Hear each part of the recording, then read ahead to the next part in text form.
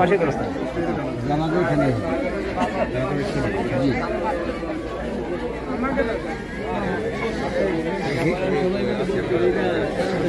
সব নিয়ে আসে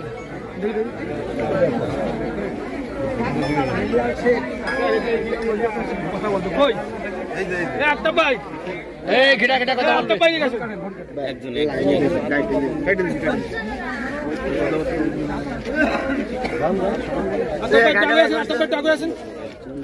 স্যার একটু কথা বলুন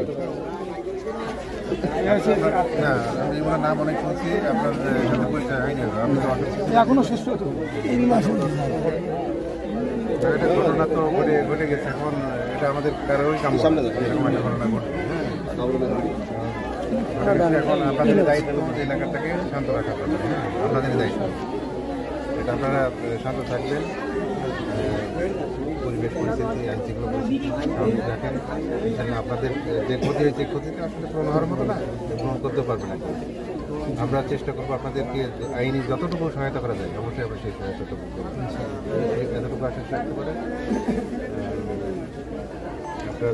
ভালোভাবে দাফন সম্পন্ন করেন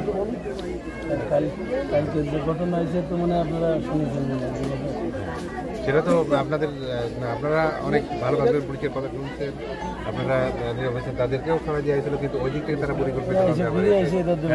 এদের দাবি আছে কিছু লোক মারা গেছে এদের কিছু লোক ওটা আমি যত দ্রুত সম্ভব আমি তাদেরকে অবগত দেওয়ার জন্য আমি করবো এটা আমি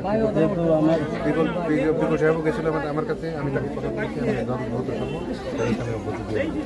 আর আপনাদের যেহেতু মারা গেছে আপনারা যত দ্রুত সম্ভব আপনারা আমাদেরকে জানতেন আমরা তত তাড়াতাড়ি তাদেরকে আমি ঠিক আছে এটা আমরা করবো না কিন্তু আমাদের সবার দাবি একটু খালি এই লোকগুলো ওদের যারা ধরেছেন ওটা আমাকে দরকার না কিন্তু আমাকে যে নিয়ে আসে সমস্যা নেই এগুলো আমি আর ওদেরকে তো ছাড়বো না ওদের সেগুলো তো অবশ্যই আপনারা এজার দিবেন তারা তো ওই গ্রুপে সক্রিয় সদস্য তাই না যদি রাত্রে রাতি বলেন আমি জানাই যাবো রাত্রে রাত দরকার আপনি এজার আপনার যখন দেবেন আমি তখনই আমি না মানে এই যারা আছে আপনার যত দ্রুত এজার দিবেন আমি তত দ্রুত আমি এটা ব্যবস্থা নিতে পারবো আপনারা একটা এজার দেন ওটা তো হয়তো যে বাদী হবে সেটা অসুস্থ রয়েছে আমরা হয়তো দেরি করবো কিন্তু এইটা তো একটু ছাড়া আমি উদ্যোগ কর্তৃপক্ষের সাথে কথাবার্তা বলে আমরা স্থানীয়ভাবে একটু দেখি তাদের সম্পর্কে খোঁজখবর নিয়ে দেখি আমরা অবশ্যই যত দ্রুত সম্ভব আমরা চেষ্টা করবো সেটা আপনি এজাহারের কথা বলতেছেন সে বাদী যে সে তো অসুস্থ ওটা তো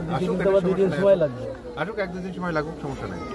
আর ওই বিষয়ে আমি সিনিয়র অফিসারদের সাথে কথাবার্তা বলে আমি সিদ্ধান্ত আমি যতটুকু সম্ভব আমি আপনাদের সাথে বলবো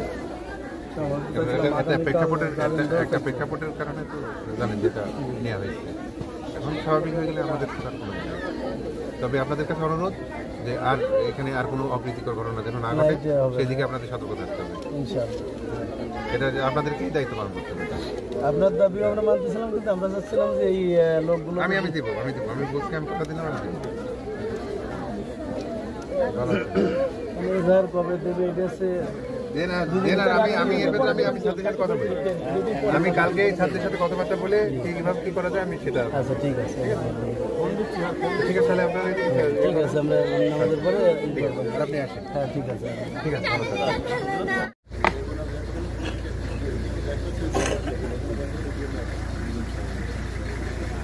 ফোন দিয়েছেন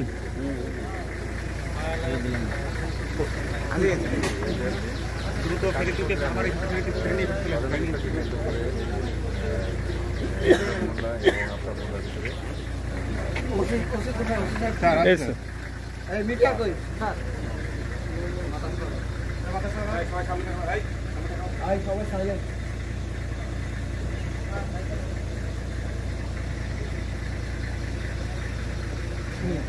আমার মাথা খারাপ এটা হচ্ছে বড় বড়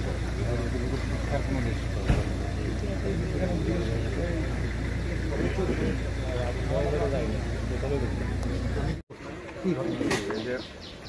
কাঞ্চনপুর গ্রামে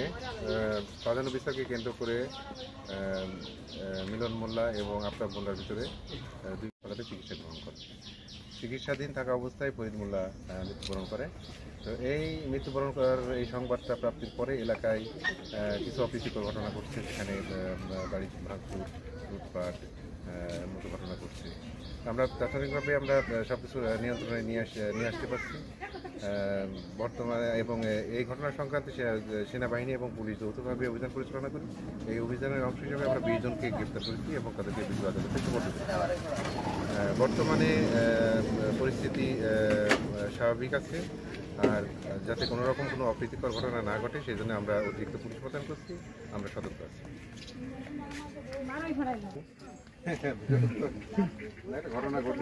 হ্যাঁ, মানে এটা আমাদের আসলে চাপটা থাকে, তো যেহেতু আমরা সংবাদ কর্মী, আমাদের তো একটা চাপ থাকে যে যাও কি করো কই এখনো পাইনি, কি অবস্থা ঘাটতি জামিরা কই?